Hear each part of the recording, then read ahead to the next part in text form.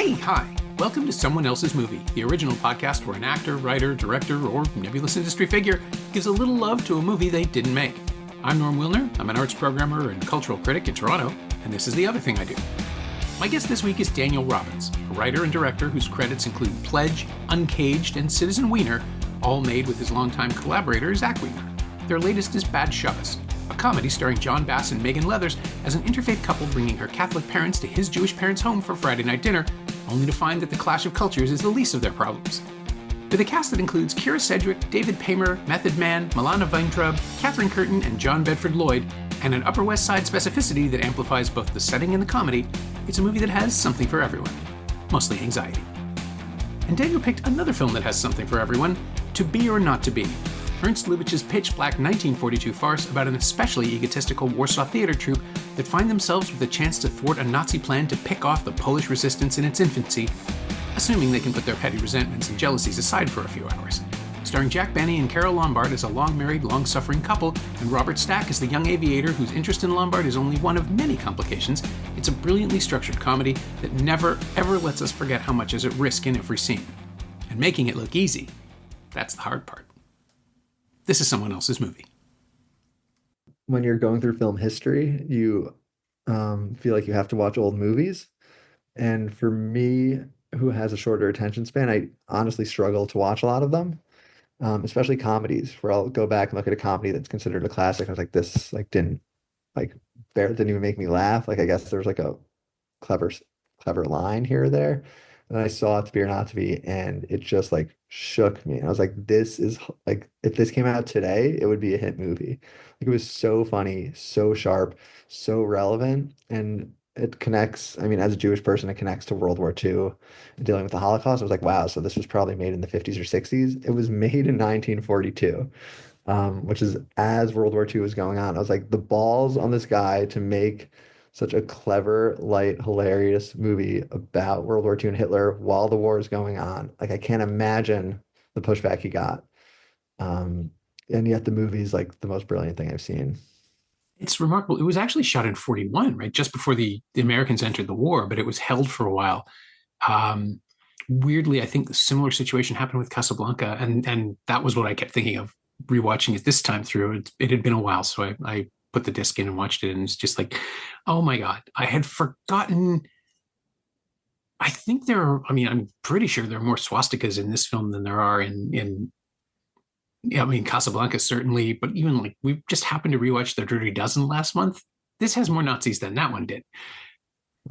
And it's in the moment, right? Like, they're still, they're so pointed, and it is like, it's really uncomfortable, especially now, because, Nazis are back. They never really went away. Yeah. But to watch a film, engage with it, and to absolutely refuse to take the Nazis seriously, to frame them all as either buffoons or ideologues or status chasers, or, Seletsky is the only person who isn't funny, and that's because he's the thinker. Like, he's the one who's actually, I don't think he has an ideology. He's just going where the power is and selling people out because he can. And he deserves to be killed a bunch of times, which is more or less what happens, which becomes its own running gag. Yeah. But the fearlessness of that, and Lubitsch coming from Berlin. I mean, he was born in Germany and Crazy. Yeah, and saw it all coming and left, and still managed to keep a sense of humor about it. But his sympathies are so clearly with the Jewish characters too. Like, Greenberg's line early on is like, "What you are, I wouldn't eat." Yeah, and don't call me a ham. Yeah, he's telling the audience who to root for, and it's the artists themselves, right? Like, the squabbling, insecure, probably cheating on each other, definitely cheating on each other in terms of their art, trying to upstage each other, but also probably sniping at each other more personally than they need to. And it's just, every single character in this thing gets dignity and a perspective and a point of view. And yeah, then there's Nazis. And that's the thing that unites them all. Yeah. And that's a good point too, that it's also this like meta movie about are people putting on a play about World War II as Poland's being invaded by Germany. Like that's something that's in modern movies now. We're like, oh, it's like the film set about the movie. And he was doing this in 42. And my favorite joke in the movie, where once I looked it up, I was like, this is crazy, is the director's like stressed, someone's not listening to their lines, and he's giving them notes. And then this beautiful actress walks in. I think it's uh, Carole Carole Lambert. Lombard. And she walks in this amazing dress. She's like, what do you think of my dress? He's like, oh, it's beautiful. And then he looks, he's like, that's what you're wearing in the concentration camp? And she's like, but it's nice, right? And I'm thinking, like, the concentration camp, most people in the States didn't even know what was going on back then. And people today, if you make a joke about like a war that's too soon, like he was making a joke about concentration camps while they were at their peak. I'm sure people yelled at him and complained about it, but I think it shows how comedy sometimes the only way to engage with stuff like this. Like if he just made a drama about it, I don't think it would have hit people or they wouldn't have been open to hearing about this stuff. Yeah. Well, I mean, people weren't ready for it. Jack Benny's father apparently walked out of the theater in Benny's first scene. I mean, this is supposedly something that happened. I think it's mentioned in the Criterion essay by Jeffrey O'Brien, that he had not known anything about the film. He just wanted to see his kid's new movie, and it introduces him at playing a Gestapo agent, like in full Nazi regalia and the uniform and everything. And he got up and left and had Wow. to be either walked back in or told later and understood it. But it's really jarring that first time through. It's like, is this about the Nazis? And then, of course, it's a play within the play, and we get to understand exactly how irreverent it's supposed to be, even though I think the play is supposed to be a drama, because in that moment where Bronsky tries to talk the actor out of saying Heil myself, the actor playing Hitler, because, well, it'll get a laugh, yeah, but we don't want to laugh. Right. But the argument over what is and isn't funny is built right in. Like in the first 5 minutes, the movie is telling you, you might feel uncomfortable, but I'm doing everything I'm doing for a reason.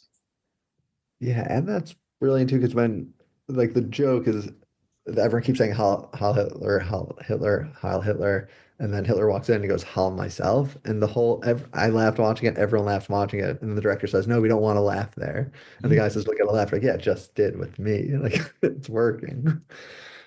Yeah. Um, And Brooks sells it straight in the remake, which I actually saw first, of course, because I was like, I don't know, 14 when that came out or 15. And it was my first experience with it. And then seeing the Lubitsch film, it's like, oh, I see. It's like the discovery of context is everything. No, not to take anything away from the Brooks remake, which I'm sure had a bigger audience just by virtue of Mel Brooks being Mel Brooks and it opening in 1983 during, peacetime.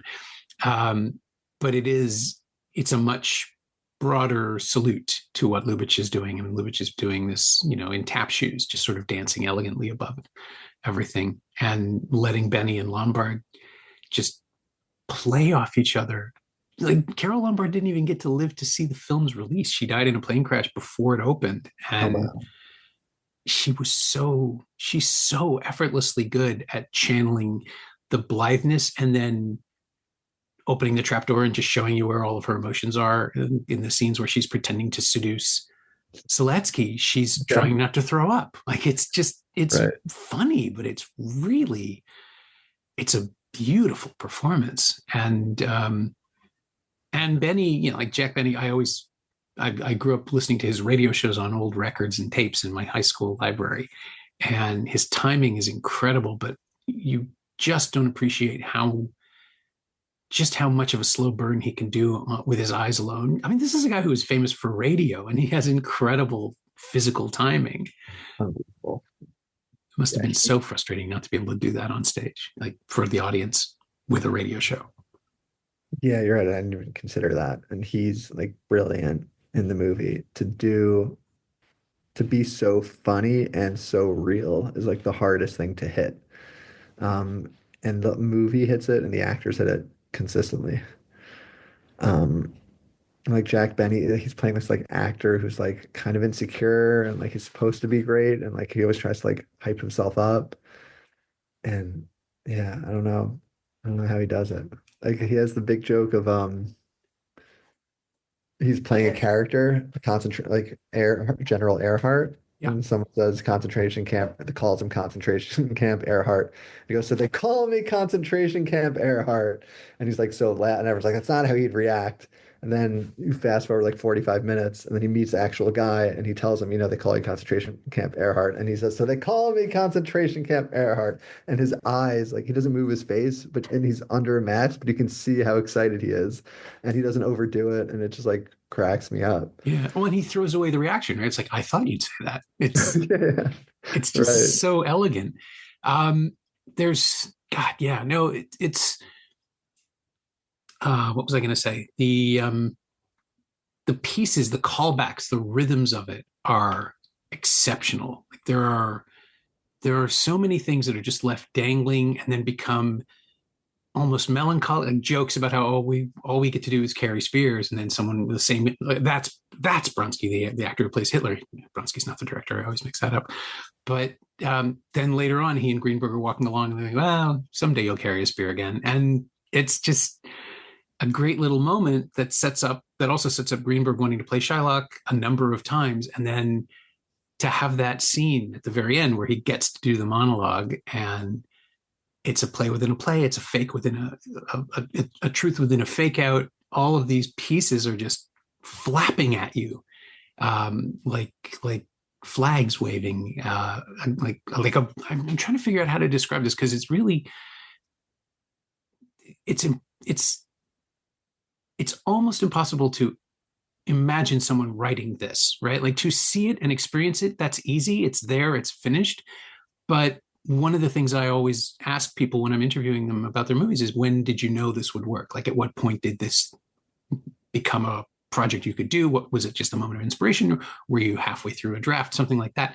And here Yeah. it's like, how do you even know that you can shoot this scene where you've got 50 guys in SS costume, full Nazi soldiers surrounding people, and you're putting all of this weight on a, an actor most of the audience won't even know. Like, the biggest emotional moment doesn't go to Jack Benny or Carole Lombard or even Robert Stack. Like, it goes to Felix Broussard, who's just this older Jewish actor, somebody who's past his prime, and then you just put the spotlight on him, and he's saying the words we've already heard him say, but the context of it, the momentum of the film has led us to this point, and it's like, oh, this is the heart of the movie. Like, he's found a way to make that speech sing. Yeah. Wow, your description of this is incredible. Like I feel like I'm like experiencing it right now, like as you describe it, and appreciating it even more. It's my superpower. I can feel the movie back to people. That's a valuable superpower. I think so. But it's also, I think I wish I'd seen it with an audience at the time, right? Like, there was an episode a few years back, Andre Gregory picked Casablanca, and it turned out he was there. He had gone to the first screening as a kid in New York, like the Whoa. opening matinee, I think at the Ziegfeld. It just like sounded fantastic. And to experience that moment in a room full of people who are all soaked in the political context of the war and know it, like that, I think the Shylock speech would have landed the same way. And it would be electric. It is electric, right? Because you can still feel the impact of it. But yeah, this is a movie that's more than 80, coming up on 85 years old, and it's as relevant now, I think, maybe more so as it was back then, because it sees everything coming and lays it all out for you. Yeah, it's just as relevant and just as sharp. Like it influenced like Bad Shabbos probably more than any other movie. Um, in terms of, for example, like just how they open the movie. Like Billy Wilder always talks about the Lubitsch touch, about like how to tell a story but in the most entertaining way possible. So if you have a movie about people playing Nazis, what's the best way to open the movie? Um, and a lot of movies will just start the story. If you see the actors on stage, and then they go through the play, and then you just got the director comes on, you discover it's fake. But he went one further. He's like, no, what if we just open with Hitler standing in a town square with a bunch of confused people in Poland looking at him, like wondering what's going on. You're like, where are we? And this voiceover saying, like, how did Hitler end up here? And they're like, I need to know. And then you go through the play, you learn that this guy's playing Hitler, and people say he's not convincing. So he says he's going to go into the street and show them. And then we even get closure with that, where he's standing in the street and the little girl comes up to him and asks for his autograph as the actor. So like it didn't work. And I'm thinking like this is like one of the best intros to a movie um I've ever seen. Um, Yeah. And it would have grabbed an audience too, because it almost feels like a newsreel, right? Like it's related to you in this generic American voice. oh, that's interesting. And also Here is back Herr then they Hitler on the showed, streets of Warsaw, right? Like you would buy into it. again, just processed that they would play newsreels in the movie theater all the time. So Mhm. like to see that as someone who like probably like played even better back then too. Yeah. And it gives us the buy-in to the world too, without ever having to, you know, I was going to say you don't have to shoot on location. Obviously, that wouldn't have been possible. But they don't even. I mean, it's all studio. It's the way movies were made. So it wouldn't have been the same kind of leap. But setting a film in Warsaw, having everybody play the roles in English, most of the text is still Polish, but there are a couple of newspapers that have been translated for us, and it's all just sort of casual until they end up in. I guess it's a spoiler until they end up in Scotland at the end, and they found the actor to do the biggest possible Scottish burr and have them respond in perfectly unaccented English. It's like, all right, whatever. It's magic. It doesn't matter. Yeah, They're all allies. they're all analyzed. He also like some things that would normally be a throwaway in a movie, like B-roll. He finds a way to elevate it to tell the story. Where when he's showing the town, he just shows a bunch of storefronts like Zulawski, Buzovsky, Kuslovsky. Yeah. And then when the whole town is destroyed, you're thinking, okay, how is he going to show that? Like, is he going to have like big pit and like the destruction of the town? He just shows each sign again destroyed, and you just like get everything, and it's kind of funny too. Like in Bad Shabbos, we had a beat like that where after the body is like over the balcony and on the sidewalk, and we just see like the challah bread with like red and blue lights on it, and that tells us so much. Um, like, Lubitsch is very much about like 2 plus 2 instead of 4, and like when an audience watches that, like they all laugh at that moment. And I'm thinking like Lubitsch's, his vibe is still clicking with people.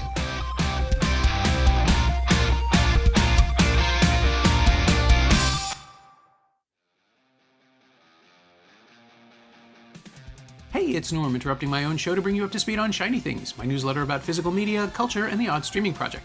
Last week, I marked 3 years writing the thing by spinning up the new 4K releases of Mickey 17 and Better Man from Warner and Paramount, and there's a lot more to come. Sign up for a 14-day free trial at shiny-things.ghost.io or find a link at the Semcast Blue Sky account. Do you like reading about movies? I like writing about them. Come check it out.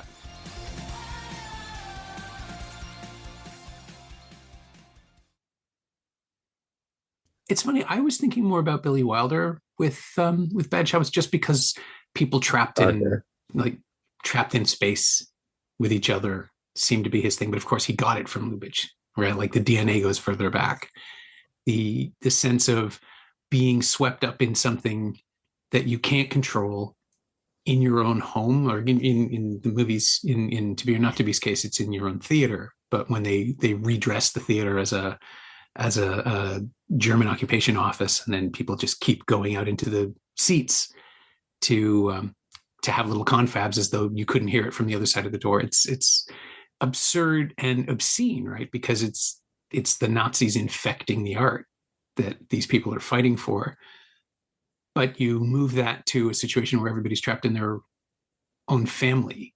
Of course, it's going to be at home, right? Like it's the worst place in the world is when you're having a fight with somebody you love over things that are pretty reasonable. I think in Bad Shabbos, I don't think anybody is unjustified in the points of view they hold. Really, everybody has their own reasons, right? Like that classic line. But the brittleness and the sense of people holding back out of kindness, and then finally deciding to let loose, or have these little tiny moments of reconciliation, like the bit at the very end. It's like, well, he doesn't. He's never been. I'm trying to protect. Now I realize I'm trying to protect who's talking about who. But there's a little moment in your film where someone says, he tries. He doesn't have to try very hard, but when he does love someone, he'll do everything.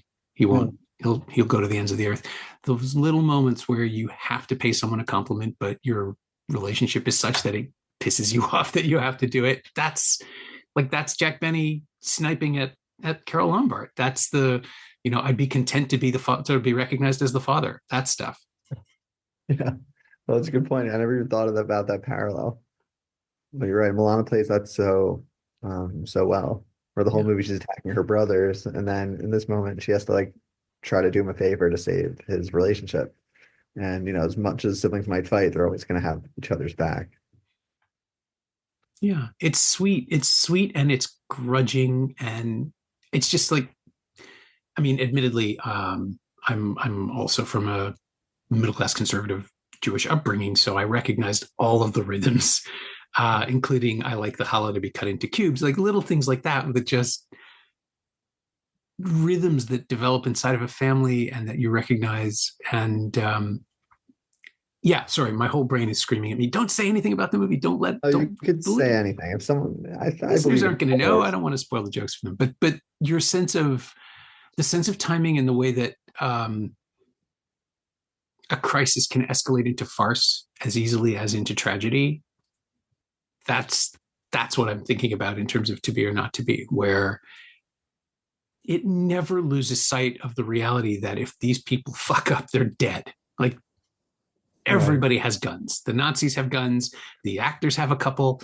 There's real risk. There is a shootout in this film that ends with somebody dead, right? Like it isn't, they're not kidding around. And somehow it's funny in a way that it isn't in comparable movies, right? Like it can hold both of those things in space at the same time, like the risk and the laughter and the absurdity of all of it. They play like notes in a symphony. Yeah, totally. And that's, I think, my favorite kind of movie, but also one of the hardest tones to manage is where the stakes feel real, but it's also as funny as possible. Because those things are constantly pushing up against each other. And if you go too much to the left, the stakes fall apart and then it doesn't feel real. And we go too far to the right, it's almost the stakes overpower the comedy and then it's not funny anymore. And even, it's a constant battle. And like Kate, the editor, actually, Kate Plum did an incredible job at the home stretch, like really making it work. Because even with the best writing, with the best acting possible, like the slightest, like if you hold on something for a little too long, or the shot's a little too close, or an actor's a little too tall, like that could be the difference of this thing working or not. So she nailed it.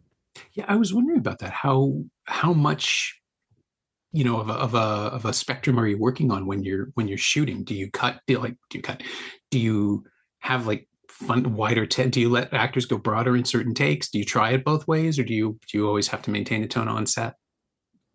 Every actor is different, and I try to just work to whatever their preferences, because my whole goal is just to make them like have their best performance possible.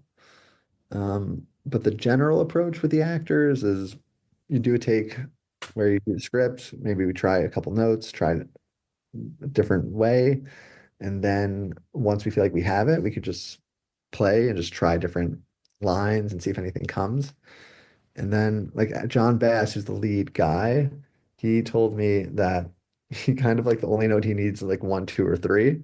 Like one is completely grounded, two is like grounded but kind of funny, and three is ridiculous and over the top. And I would just be like, okay, like let's start with two. And like, okay, like now that we have it, why don't we like try a three and see what happens? Like, great. And he can just find an authentic way into that, which is the best comedy acting isn't people trying to be funny, but it's people who like guide their authentic instincts towards a funny outcome. And he just has this ability where he's never reaching for the joke. He just finds an authentic way there that makes him like a genius. So we need him in everything now. So Yeah, I mean his ability to hold anxiety, to hold a note inside of him and just cross a room being upset without ever indicating it, that was something that became really funny. Like every time he got up to leave the room, it's just like, okay, he's still carrying everything else that's just happened, but there's another thing to deal with. The just the dominoes of the events that not the events, but the sort of collected resentments, which is another Lubitsch thing, right? Like all the stuff that you spread out over this metaphorical table in your first hour has to get dealt with in the last third. it's true. It's got to be tight. Yeah. and somehow there is enough room for everything that everything that David Paymer is doing, who, like, his reaction, he's just sitting there. He doesn't do very much, but he's doing everything. Like, there's all this conciliatory stuff coming out of him, and people, and like at the very end, there's a moment where he just sort of moves closer to Kira Sedgwick in the outdoor shot at the very end. He just sort of steps up behind her and go, okay, and that's it. That's his contribution to this argument. But he does it so elegantly and with such practice. It's like, yep, this is how the relationship works.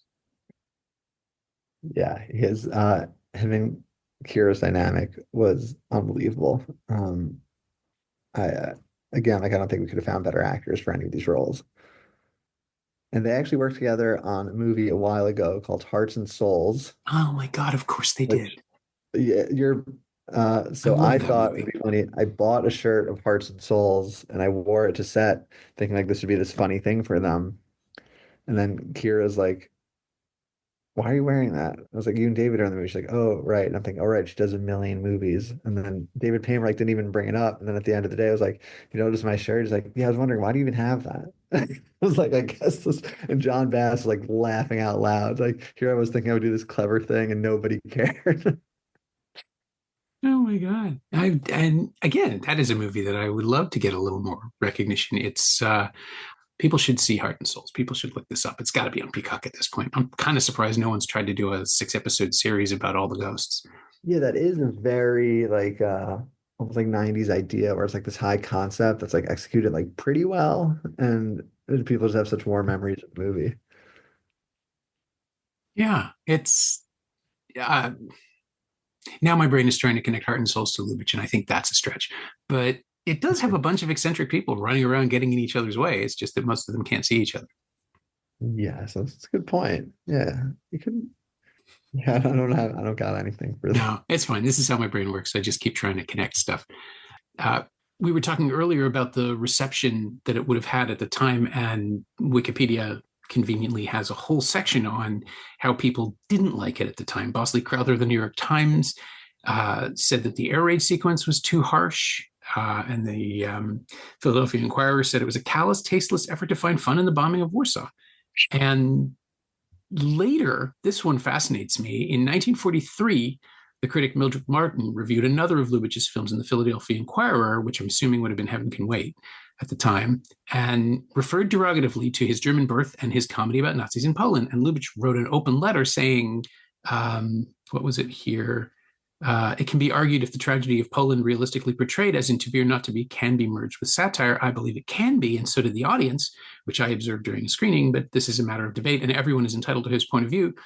But it is certainly a far cry from, and I think he's quoting her, the Berlin-born director who finds fun in the bombing of Warsaw. I mean, we live in an age where it is commonplace for people to like maliciously take things out of context and make bad faith arguments and everything else. But just the idea that in any way that this film is on Hitler's side or is mocking the people of Warsaw, it's just how deluded do you have to be to take that away?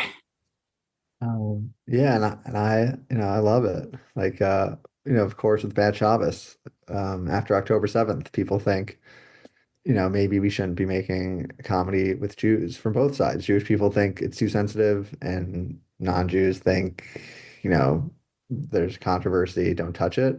And I'm thinking like, To Be or Not to Be was they made this during World War II, and it's one of my favorite movies ever. And I say what Lubitsch says too, like everyone's entitled to their own opinion.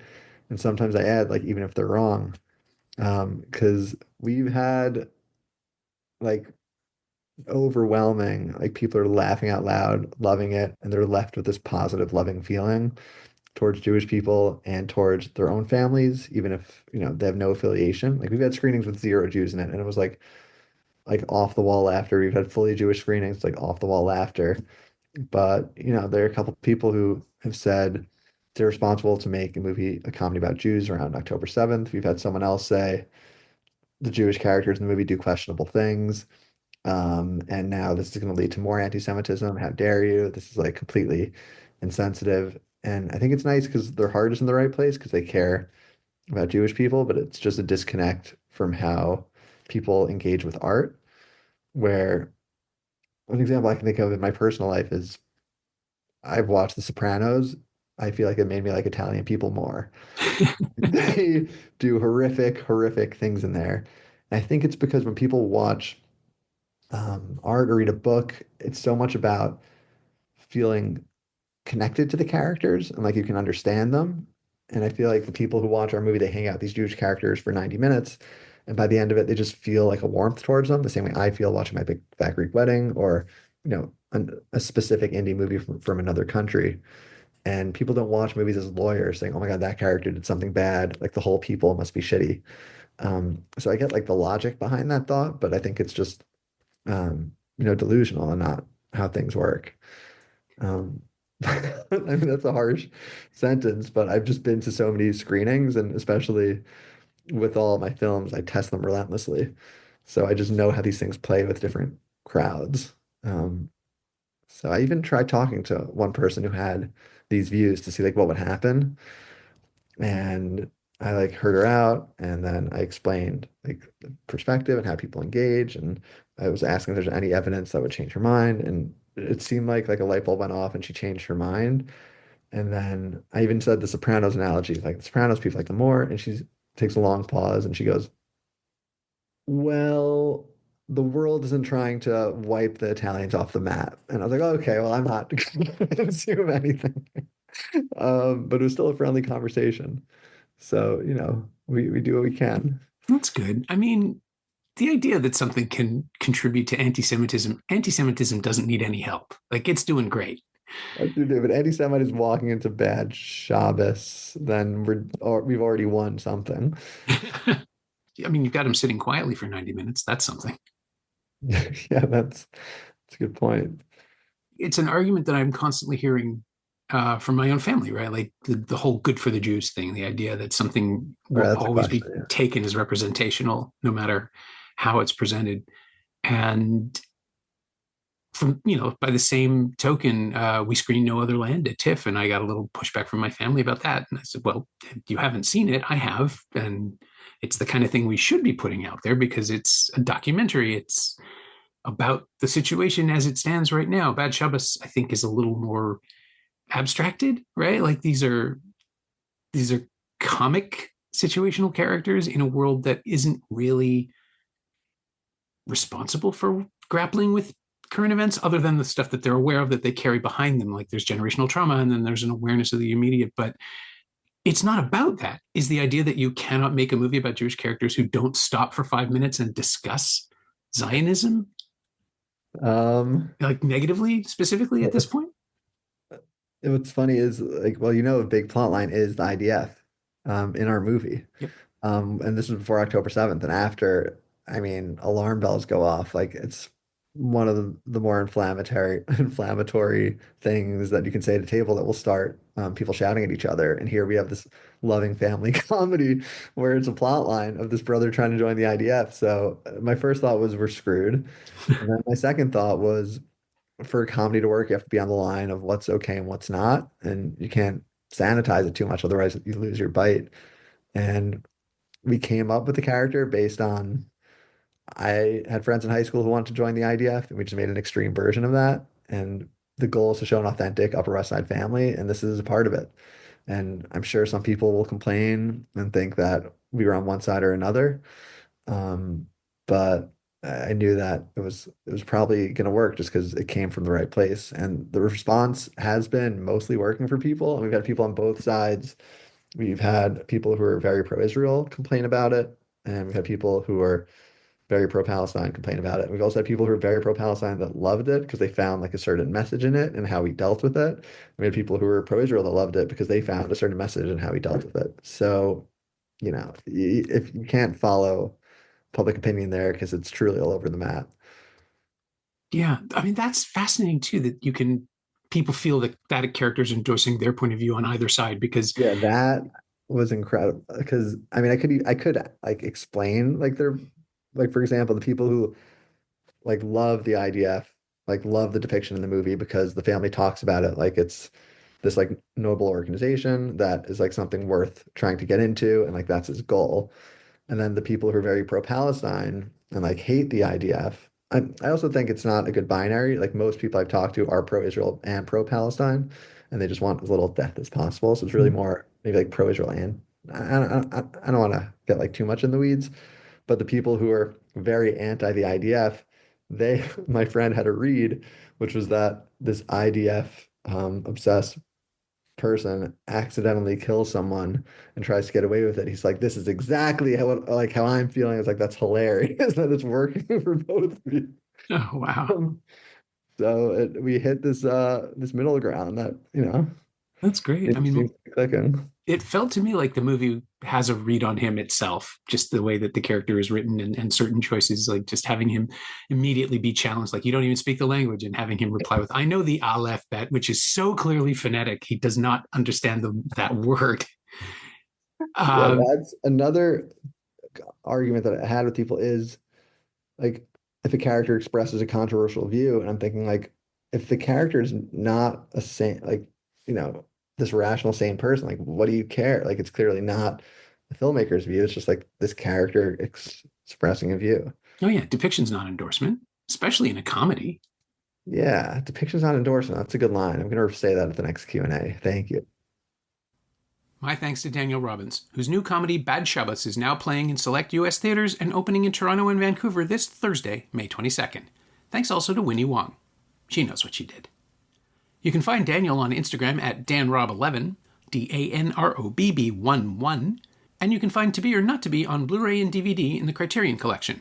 It's also streaming on the Criterion Channel and Max and available to rent or buy on Fandango, but only in the US, which is weird. But that's why we have physical media. You can find me on Blue Sky at Norm Wilner, and you can find this podcast there at Semcast, SEMcast, and on the web at someoneelsesmovie.com. The first year of the show is still available for just $20 at payhip.com/semcast. That's the first 52 episodes of Someone Else's Movie, 41 of which aren't currently available anywhere else. And check out my newsletter, Shiny Things, at shiny-things.ghost.io. I think you'll enjoy it. Our theme song is by The Last Year. If you like it, or the show in general, please say so. Leave a review wherever you've been listening. Every little bit helps, it truly does. And check out the other shows on the Frequency Podcast Network while you're doing that. Stay safe, watch movies, get all the boosters. I'll see you next week.